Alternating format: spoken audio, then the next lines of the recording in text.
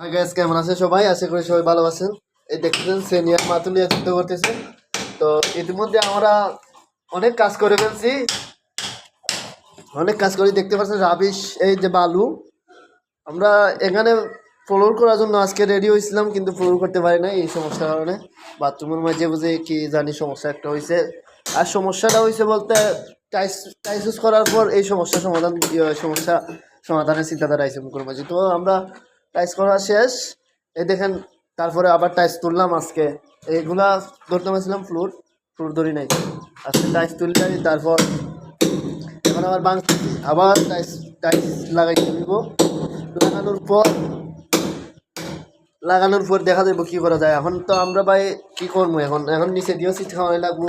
এই সাইডে দিয়ে এখন আরও 3 হাত বাড়ি গেছে, অনেকগুলো রাবি, সেগুলো নামাইতে হয় আমাদের। দোয়া রাখাম। এই যে আমার ভাই ভাঙতেছে আমার এলভার। আর কি করবো ভাই, উপরে কাজ করলে তো কি হোক, কিছু করার নাই। উপরে কাজ করলে কাজ করা লাগে। আর এরকম একটা বাথরুম ফৈতর কূপের মতন দেখেন তো আপনারা কি বিশ্বাস হয় এরকম একটা বাথরুমের মধ্যে মানুষ গোসল করবো না ওয়াশরুমে গিয়ে কিটা পায়খানা বসাব এগুলা করবো? বুঝলাম না। একটা বালতি রাখার জায়গা নাই ভাই। এটা কেমন কেমন বাথরুম বানাইছে স্যার, একটা বালতি রাখার জায়গা নাই। আর এক বাথরুমের মাঝে হতুলা কুমড়াইছে, এই কুলাটা মারলাম, এটা মারলাম। তো এগুলো কিসের জন্য ভাইয়া? এটা বুঝি বেসিং এর জন্য?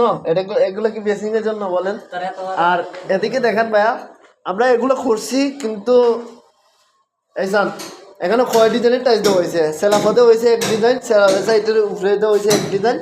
আর এখানে 24-48 মধ্যে দেওয়া হয়েছে আবার 12-24 উপরে আবার আরেকটা সিট।